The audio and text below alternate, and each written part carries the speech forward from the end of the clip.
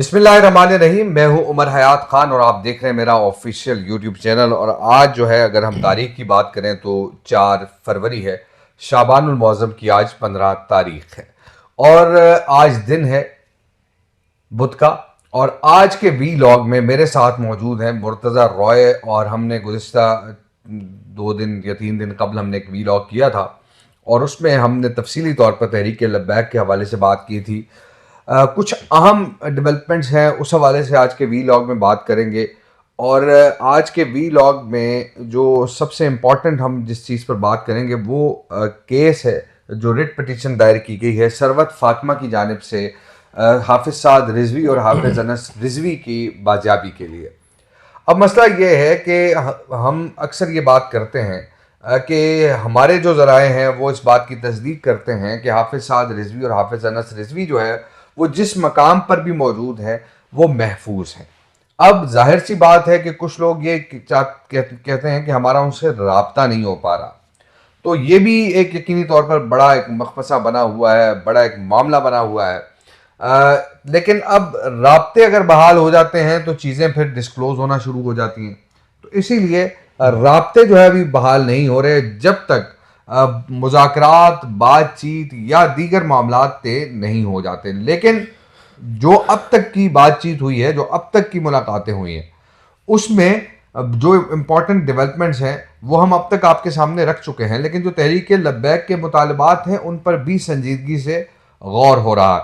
मुर्तज़ा रॉय, अब हम देख रहे हैं कि एक तो तहरीक लब्बैक पाकिस्तान के जो कारकुन हैं जो बाहर हैं और वो चार्ज्ड भी हैं, और अगर उनको एक शख्स जो है वो लीड करने वाला इस वक्त मिल जाता है तो वो एक दफ़ा फिर सड़कों पर होंगे। और शायद अगर अदालतों से या इन मामलात से फैसले नहीं होते, मुज़ाकरात बातचीत से मामलात तय नहीं होते, तो फिर तो एक मरतबा फिर तहरीक लब्बैक सड़कों पर होगी। बिल्कुल, ये तो हम कहते आ रहे हैं कि तहरीक लब्बैक के जो कारकुनान हैं वो सिर्फ एक शख्स के पीछे हैं और उसका नाम है अल्लामा साद हुसैन रिजवी।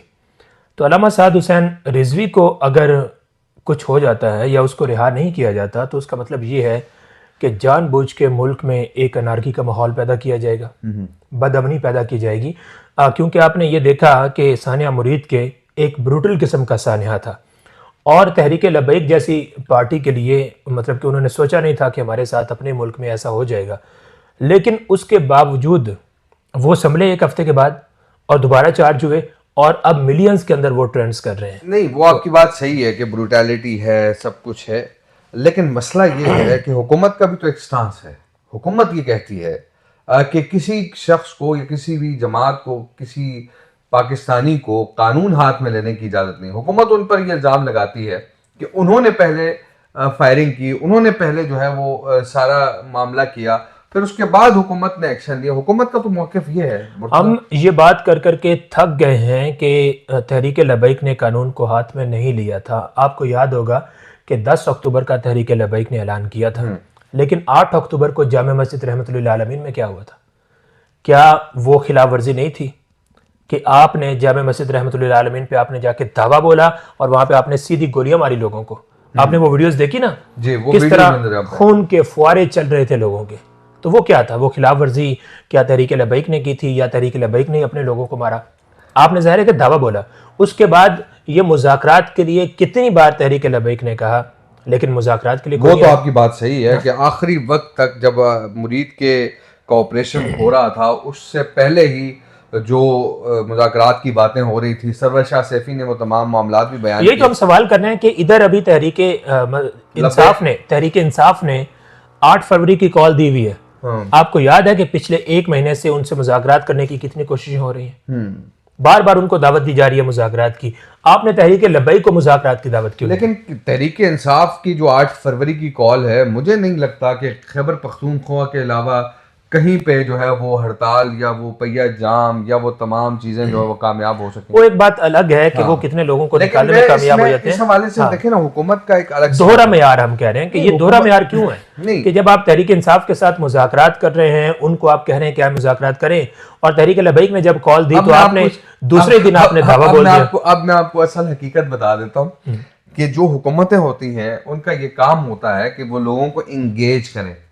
इंगेज करके टाइम जो गेन किया जाता है वो इसी तरह किया जाता है, और उनको मुज़ाकरात के अंदर जो है वो फंसा के या फिर मुज़ाकरात या बातचीत के अमल में फंसा के जो है हुकूमत अपना काम पूरा करती है। ये मैं क्योंकि तहरीक लब्बैक के साथ यही हुआ है ना। सरवर शाह सैफी साहब जो है वो तहरीक लब्बैक की मुज़ाकराती टीम का हिस्सा, वो गए, मुज़ाकरात हुए, अब वो वापस जा रहे हैं बुरीद के, और वहाँ पर साद हुसैन रिजवी और अनस रिजवी से मुशावरत और शूरा के दीगर अरकान जो है उनसे मुशावरत के लिए जा रहे हैं, लेकिन वो उनके पहुंचने से पहले ही वहाँ पे आंसू गैस की शेलिंग शुरू हो जाती है, तमाम मामला, क्योंकि ये बात आपकी सच है। सैफी का स्टेटमेंट है, वहाँ उनको रोका गया था, वहाँ उनको रोक लिया गया था, थोड़ा सा टाइम गेन किया गया था, फिर जब वो वापस आए तो उतनी देर में वहाँ पे ऑपरेशन जो है वो शुरू हो चुका था।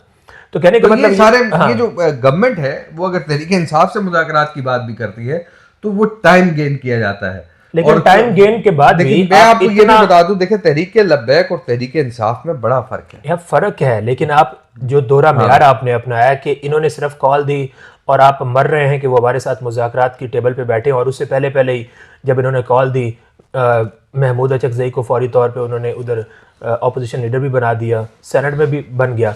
यानी कि उनके डर और खौफ की वजह से ये उनसे मुज़ाकरात की बात कर रहे हैं। अब तहरीक लब्बैक ने अगर मार्च अनाउंस कर दिया था तो सबसे पहले क्या होना चाहिए था? क्या पंजाब हुकूमत से कुछ वुज़रा वो मुज़ाकरात के लिए जाने चाहिए थे, या उनको अपने पास बुलाना चाहिए था या नहीं बुलाना चाहिए था? उनके साथ पंजाब हुकूमत तो उसमें ज़्यादातर मैंडेट पंजाब हुकूमत का मुझे नहीं लगता था, क्योंकि वफाकी हुकूमत बहुत ज़्यादा इन्वॉल्व थी उसके अंदर, और जो मुक़्तदर हल्के हैं वो इन्वॉल्व थे। ये सारी ऐसी चीज़ें हैं कि जिससे हमें ये लगता है कि आखिर में टाइम गेन एक्सरसाइज हुई थी, और उसके बाद जो है ये बाकायदा तौर पे तहरीक लब्बैक को कन्वे भी कर दिया गया था कि अब ऑपरेशन के अलावा कोई दूसरा रास्ता नहीं है। मेरे पास तो इतलात यहाँ तक हैं कि जब आप 8 अक्टूबर की बात कर रहे हैं तो 8 अक्टूबर से पहले तहरीक लब्बैक को एक मैसेज एक बड़े आलिम दीन के ज़रिए कन्वे किया गया था कि अगर आप रहमतुल्लिल आलमीन में इकट्ठे होंगे तो आपको नहीं छोड़ा जाएगा, वहां से आपको मुंतशिर करने की कोशिश की। ये एक बड़े आलिम दीन को बाकायदा हुकूमत ने पैगाम भेजा था, और उस आलिम दीन ने पैगाम लब्बैक को पहुंचाया, और लेकिन उस आलिम दीन ने इस दौरान हुकूमती शख्सियात से भी मुलाकातें की। देखिए, अगर हुकूमत संजीदा होती ना, तमाम जो पार्टीज़ होती हैं उनको फेस सेविंग चाहिए होती है। जैसे आपको भी अच्छी तरह पता है कि पाकिस्तान मुस्लिम लीग नून ने आम इंतखाबात में कितनी सीटें ली हैं, ये सबको पता है। जी, लेकिन वो अपनी फेस सेविंग के लिए वो लफ्ज़ जुबान पे नहीं लाते। जिस दिन इंतखाबात हो रहे थे जाती उमरा में, उस दिन क्या हालात थे? हामिद मीर साहब के आपने बयानात इस हवाले से देखे हैं ना, बाकी एंकर्स के भी आपने बयानात देखे हैं। मंसूर अली खान ने जो बात की थी वो भी आपने सुनी है कि नवाज शरीफ की क्या हालत थी, शहबाज शरीफ की क्या हालत थी। लेकिन मजाल है कि वो बात अपनी वो जुबान पे लाते हों, वो क्यों नहीं लाते? जाहिर है कि उनको एक नुकसान होगा, उनकी पार्टी जो है वो ख़त्म हो जाएगी। तो ये हर पार्टी को फेस सेविंग चाहिए होती है। यही तो पाकिस्तान मुस्लिम लीग नून को सोचना चाहिए था कि यार तहरीक लब्बैक को भी एक फेस सेविंग चाहिए। वो उनको बार बार धमका रही है, यहाँ से चले जाओ, हम आपके साथ ये कर देंगे। भाई वो कह रहे हैं, उनका एक छोटा सा मुतालबा था कि ये जो आपने हमारे लोग मारे, आप इनकी डेड बॉडीज वापस कर दें, हम यहाँ पे दुआएं खैर करेंगे, चले जाएंगे। एक और मुतालबा ये था कि आपकी तरफ से कोई एक नुमाइंदा आ जाए, वो हमारे साथ बातचीत करे, हम इधर ही बैठ के एक छोटी सी प्रेस कॉन्फ्रेंस करेंगे और सारा का सारा ये जो एहतजाज है वो ख़त्म कर दिया जाएगा। मुझे एक बात बताओ कि जो मैं बार बार करता हूँ कि इस पे ज़्यादा खर्चा होना था पंजाब हुकूमत का कि एक नुमाइंदा भेज देती और मुज़ाकरात होते और बात वहीं पर, या इस पे ज़्यादा अखराजात हुए कि इस्लामाबाद से भी 500 पुलिस एहलकार वहाँ पे पहुँचाए गए, वहाँ पे एक बहुत भारी नफरी जो है वो पहुँचाई गई, कितना वहाँ पे असला और बारूद जो है वो ज़ाया किया गया। और उससे पहले ही आप जानते हैं कि मरियम नवाज ने 1.5 लाख शेल का ऑर्डर दिया था पंजाब हुकूमत ने, वो भी मंगवाए गए थे। तो इतना सारा खर्चा करने की क्या जरूरत थी? यही पैसा आप अवाम की फलाह बहबूद पे लगा सकते थे। मतलब 5 से 10 मिनट का ये काम था। एक नुमाइंदा उन्होंने भेजना था, साद रिजवी ने ये कहा था कि वो हमारे पास आ जाए, हम एक प्रेस कॉन्फ्रेंस करेंगे और उसके बाद सारा कुछ खत्म हो जाएगा। तो उस तरफ हुकूमत गई। मुर्तजा देखें, हुकूमत पर प्रेशर था, क्योंकि जो ऐलान किया गया था तहरीक लब्बैक की जानिब से, वो ये ऐलान था कि हमने अमेरिकी सफारत खाने जाना। अब जाहिर सी बात है कि हम ट्रंप के साथ पींगे बढ़ा रहे थे, कैसे मौके पर कि जब हम ट्रंप के साथ मुख्तलिफ किस्म की डिप्लोमेसी कर रहे थे, उस मौके पर अगर तहरीक लब्बैक के लोग इस्लामाबाद या अमरीकी सफारतखाने के सामने आ जाते तो बहुत बड़े मसाइल क्रिएट हो जाते। मसाइल इतने भी देखिए ना, क्रिएट नहीं ये होते। अमेरिका देखो ना, अमेरिका के साथ हम अपनी पींगे क्यों बढ़ा रहे हैं? हाँ, हमने अमेरिका के साथ पींगे बढ़ाते हुए हमने चाइना को भी नाराज कर दिया, अमेरिका के साथ पींगे बढ़ाने के लिए हमने रूस को भी नाराज कर दिया। अब ये ऐसी चीजें हैं कि हमने, क्योंकि पाकिस्तान, शायद इन लोगों को ये समझ नहीं आती कि हमने अमेरिका को अपना माई बाप बनाया हुआ है। अगर हम आज इस मामले से निकल जाते हैं, आज हम अमेरिका को छोड़ के अपने मुल्क के अंदर, देखे ना, ईरान से कल ख्वाजा आसिफ ने स्टेटमेंट दी है 40 रुपए फी लीटर तेल आता है और 200 रुपए में बिकता है ऐसे ईरानी पेट्रोल डीजल। बिल्कुल ऐसे। अगर हम अमेरिका को कहें कि जाओ जी तू भाई अपना काम कर, सानू तेरे कोई कुछ नहीं, ठीक है, हम जो है ईरान से तेल मंगवाएं, हमारा जो इंपोर्ट का सबसे बड़ा बिल ही है ऑयल इंपोर्ट है। आज हम डेफर पेमेंट पे जो है मिलते कर रहे हैं सऊदी अरब की, मुत्तहिदा अरब इमारात की। तो हम यही तो बात कर रहे हैं, ये सारी चीजें हैं कि हम इनको छोड़ दें। हम ये तो बात कर रहे हैं हमारे पास ये चीज, हमारे देखे ना, हम बहुत ज्यादा खौफजदा हो जाते हैं अमेरिका के नाम सुन के कि वो जी हम हमारे ऊपर कोई सेक्शन लगा देगा, पाबंदियां लगा देगा, हमारे लिए जनाब मुआशी तौर पे बहुत ज्यादा मसाइल पैदा हो जाएंगे। तो मैं यही तो कहता हूँ कि अमेरिका का एक हवा जो है हमने अपने ऊपर तारी किया हुआ है, और इतनी बड़ी ये बात नहीं थी। अमेरिकन एम्बेसी के बाहर जाके एहतजाज करना और छोटी सी करारदाद जाके अंदर पहुंचा देना, ये इतनी बड़ी बात नहीं थी। पूरी दुनिया में लोग ऐसे करते हैं। आप देखें कि जिन दिनों में यहाँ पे तहरीक लबैक मार्च कर रही थी, क्या उन दिनों में पूरी दुनिया में मार्च नहीं हुए? उस अमन मुआहदे के बाद भी कितने मार्चेस हुए। और इसका रेफरेंस भी तहरीक लबैक ने वजारत दाखिला में जब नजरसानी दायर की थी तो उसमें उन्होंने सारा वो एक पूरा ना मैप बना के उन्होंने पेश किया कि कहाँ कहाँ किस किस मुल्क में उस वक्त कितने कितने हजार लोग मार्च कर रहे थे। यानी एक जगह तो मैंने देखा, उसकी तादाद बता रहे थे कि 50,000 लोग भी एक जगह मार्च में शरीक थे। ये अमन मुआहदे के बाद की बात है। अच्छा, दूसरी एक और बात है, हम बार बार बात करते हैं, जब ये इंडिया ने मकबूजा कश्मीर की खुसूसी हैसियत ख़त्म की, आपको पता है कि उस वक्त भी एक बहुत बड़ा एहतजाज हुआ था एक हाई कमीशन के बाहर, और वो हाई कमीशन था इंडिया का। और इंडिया का हाई कमीशन कहाँ है? कहाँ पे है इंडिया का हाई कमीशन? ये शरअ दस्तूर पे, शरअ दस्तूर पे इंडिया का हाई कमीशन। अच्छा, शरअ दस्तूर के पीछे भी फिर 500 मीटर दूर वो इंडिया का हाई कमीशन है। अच्छा, यहां पे किसी को पर मारने की इजाजत नहीं होती। आप मुझे ये बताएं कि इंडिया के हाई कमीशन जो 500 मीटर शरअ दस्तूर से भी पीछे है, एक गली के अंदर है वो पीछे आखिर में कोने में, वहां तक लोगों को जाने की इजाजत किसने दी? तो मैं आपको यही भाई मैं आपको यही बात कर रहा हूं कि अमेरिका और इंडिया में बड़ा फर्क है। देखें, आज अगर हम अमेरिका को हमने अपना माई बाप बनाया है तो हम जाहिर से उसके जो इंटरेस्ट है उसको प्रोटेक्ट हमने करना है। देखिए, करारदाद जमा कराने से अमेरिका कभी नाराज नहीं होता, ये उनको बात समझनी चाहिए थी। तहरीक लबैक एक पुरअमन जमात है। आप ये बताएं कि काजी फायज़ वाला जब मामला हुआ था, तहरीक लबैक कहाँ आई थी, कहाँ पहुंची थी तहरीक लबैक? यहाँ पे जिना एवेन्यू पर, और जिना एवेन्यू पर भी बिल्कुल आगे डी चौक के पास उन्होंने यहाँ पे आके वो खैमाजन हुए थे और यहाँ पे आके उन्होंने एक तरह का धरना दिया था। तो वहाँ पे काजी फाइज ईसा के खिलाफ उन्होंने तकरीर की थी। आप मुझे ये बताएं, वो जो मार्च इतना बड़ा ये लेकर आए थे तहरीक लबैक वाले, यहाँ से पिंडी से शुरू हुआ था, लाहौर से भी आए थे, क्या एक भी गमला, एक भी पत्ता यहाँ पे टूटा था? नहीं टूटा था। ये जानबूझ के पंजाब हुकूमत ने सिर्फ इसलिए उनको क्रैश किया है कि ये एक बहुत बड़ी हकीकत है तहरीक लबैक वोट के लिहाज से, वोट बैंक बड़ा है, वोट बैंक। अच्छा, मुझे बार बार ये हैरानी होती है जिस तरह के हालात हैं और जिस तरह हमने 8 फरवरी का इलेक्शन देखा, पाकिस्तान मुस्लिम लीग नून के पास कुछ भी नहीं था। तो ये कितनी बड़ी बदनामी इनकी होनी थी कि अगर तहरीक लबैक का जो वोट बैंक है वो मुस्लिम लीग नून से ज्यादा निकल आए। तो ये सबसे बड़ा रोना धोना है, और इसी के पीछे ये सारी सोच थी जो इन्होंने क्रैश किया, और कोई वजह नहीं समझ आ रही इस वक्त।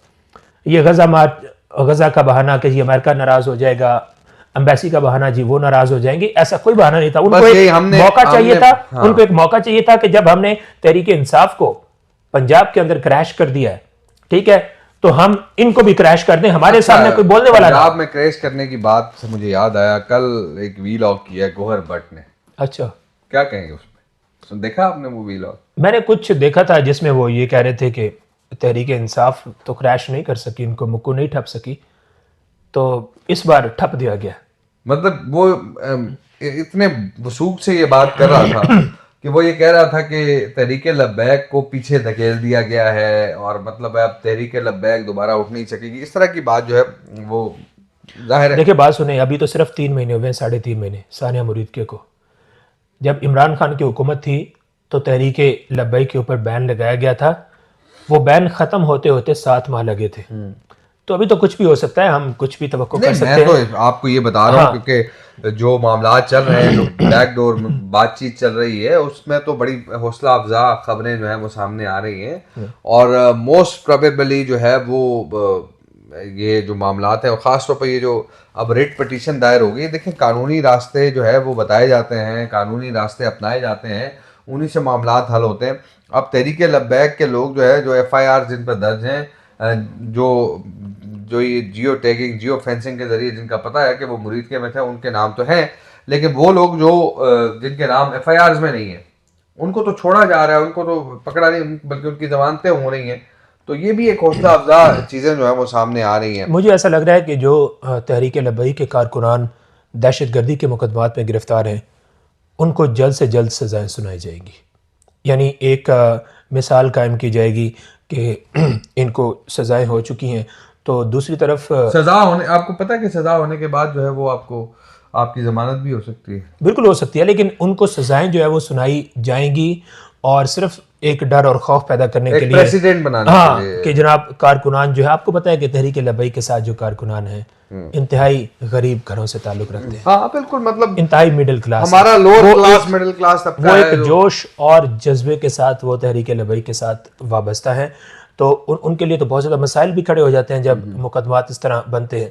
तो इनकी सोच ये है कि इनके ऊपर मुकदमात बनाएंगे और चंद हज़ार लोगों को सजाएं सुना दी जाएंगी, तो उसके बाद शायद वैसे तहरीक लब्बैक के मुझे कारकुनान मुझे जो है ये वो, बताएं कि तहरीक लब्बैक के कितने कारकुनान इस वक्त जेलों में हैं? कोई फिगर है, कोई डेटा है? लास्ट टाइम जो फौरी बाद सानिया मुरीद के जो एक लिस्ट बनाई गई थी, यानी कि जो उस वक्त तक गिरफ्तारियां हो चुकी थी, उसके बाद वो 4500 कारकुनान को मजीद गिरफ्तार करने की लिस्टें बनाई गई थी। अच्छा, गिरफ्तार मजीद? हाँ, मजीद। और वो उससे पहले कितने गिरफ्तार थे? उससे पहले मतलब सैकड़ों की तादाद में थे जो वहां से मुरीदके से लोगों को गिरफ्तार किया मतलब गया। आप ये रफ एस्टीमेट जो है वो 5 से 6 हजार कारकुनान इस वक्त? हाँ, तकरीबन इतने हैं, क्योंकि जब इन्होंने जामे मस्जिद रहमतुल्लाह अलमीन पे दावा बोला था, उस वक्त से गिरफ्तारियां जारी थी और उसके 2 दिन 3 दिन के बाद फिर ये मुरीद के मतलब उससे पहले 100, 150, 300, 400, तो ये 500 काफी सारे लोगों को इन्होंने गिरफ्तार किया था। तो हजारों की ये जो है वो तादाद है। लेकिन इसमें से हम देख रहे हैं कि अब आहिस्ता आहिस्ता जो है वो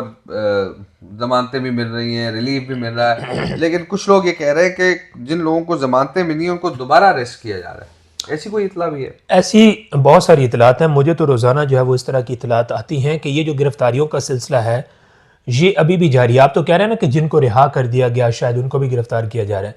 यहाँ पे तो सीन ये है कि अगर किसी का तहरीक लब्बैक के साथ ताल्लुक है, उसके घर वालों का ताल्लुक है या नहीं है, हाँ, उसके कजन्स का ताल्लुक है या नहीं है, तो ऐसे भी कई इतलात हैं कि जनाब उसका ताल्लुक तहरीक लब्बैक से था, इसका नहीं है, लेकिन इसको भी उठा लिया गया। इसको भी उठा लिया। अब वैसे तो शक्को शुबे की बुनियाद पर जिनको गिरफ्तार किया गया उनको रिहा किया जा रहा है, लेकिन अभी भी बहुत सारे सैकड़ों की तादाद में ऐसे लोग हैं जो बेकसूर हैं। मतलब जो बेकसूर, हम उनको कह रहे हैं कि जो मुरीद के में मौजूद नहीं थे।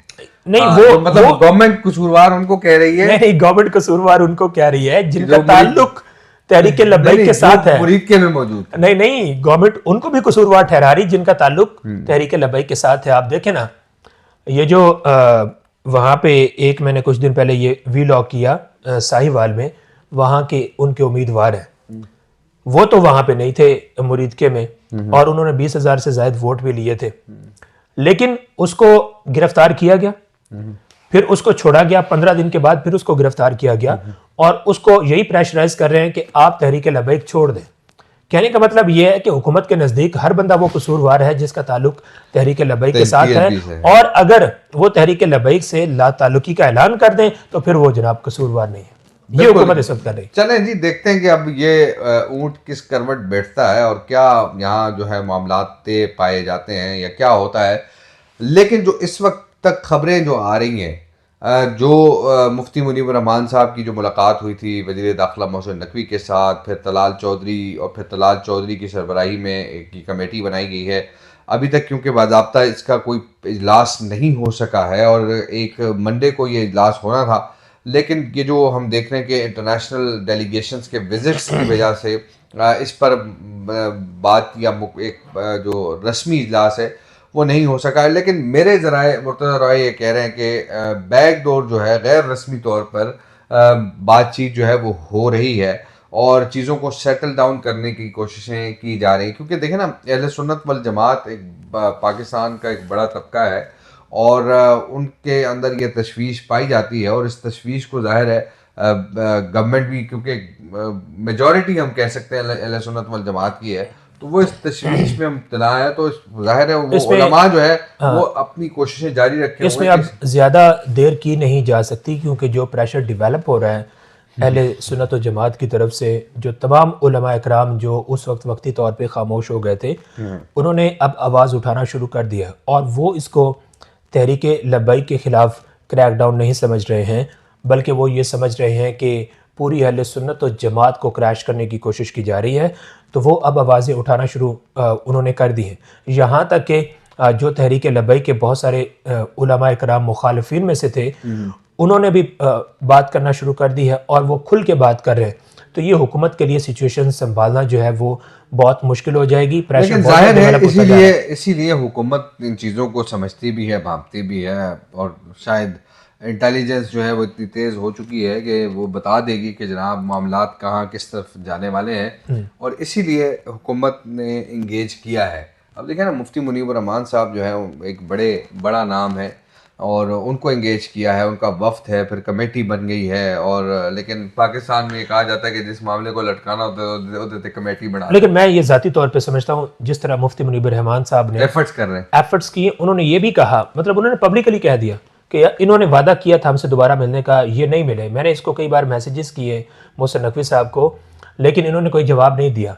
वो तो आके सारी की सारी बात पब्लिकली बता देते हैं। अब अगर एक कमेटी बन गई है और मुफ्ती मुनीब रहमान साहब इसको फॉलो अप इसका रखेंगे, तो मेरे ख्याल में इस कमेटी से बहुत ज़्यादा उम्मीद। क्योंकि मेरी इतलात ये थी कि मुफ्ती मुनीब रहमान साहब की वज़ीर आज़म से भी मुलाकात होनी है, तो वज़ीर आज़म से अगर मुलाकात होगी तो उसमें बाकायदा तौर पे शायद कुछ चीज़ें जो हैं वो मज़ीद बेहतर हो सकें, वज़ीर आज़म कुछ हिदायत दें इस हवाले से। हमारी इतला ये थी कि जिस दिन मोहसिन नकवी ने वज़ीर आज़म से मुलाकात की थी इस हवाले से, भारत के साथ मैच के हवाले से, कि हम बांग्लादेश के साथ इज़हार यकजहती के लिए हम क्या फ़ैसला करें, तो उस दिन उन्होंने ये बात भी की थी। कुछ वज़ीर आज़म को इस हवाले से बताया भी था, तहरीक लब्बैक के हवाले से, और इस मुज़ाकराती कमेटी का जो प्रोसेस है इस हवाले से उन्होंने बताया भी था। तो वज़ीर आज़म ने कुछ मेरे ख्याल में उनको गाइडलाइंस दी हैं कि अब मामलात जो है वो थोड़े से सेटल किए जाएं, नॉर्मल किए जाएं। यस, नहीं तो उसके रिजल्ट्स हमें नज़र आ जाते हैं। जो भी लेकिन यह है एक्शन कि होता है मुफ्ती मुनीब रहमान साहब की भी वज़ीर आज़म से मुलाकात होनी है।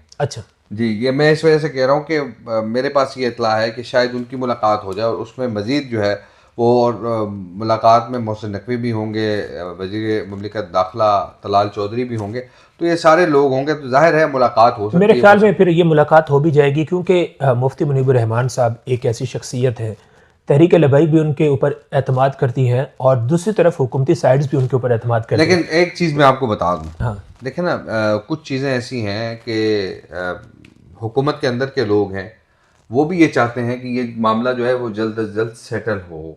कल को हालात कुछ भी हो सकते हैं, ये नून लीग के गले पड़ सकता है मामला। गले पड़ सकता है अभी तो वो बड़े खुश हैं कि जनाब हम सेम पेज पे हैं और हमारे साथ कुछ नहीं होगा। कल को हालात बदलते हुए देर नहीं लगती। हाँ, वक्त नहीं लगता। हाँ, बाजवा साहब ने जिस तरह किया था दोनों पार्टीज के साथ, दोनों को खुश करने के लिए, फिर उसमें कई रगड़े में आ गए, कईयों का फायदा हो गया, तो इधर कुछ भी हो सकता है। ये सियासत है, ये तो प्लानिंग होती है, और देखते हैं अब कोई क्या प्लानिंग करता है, कोई क्या प्लानिंग करता है, और इसी प्लानिंग की बुनियाद पे बात कहाँ से कहाँ चली जाती है, फिर अदम एतमाद भी आती है, फिर सब कुछ हो जाता है। चलें जी, बहुत बहुत शुक्रिया मुर्तज़ा रॉय आपका, और अपना बहुत सारा ख्याल रखिए जी, दुआ में याद रखिए। हमें दीजिए इजाज़त। अल्लाह निगहबान।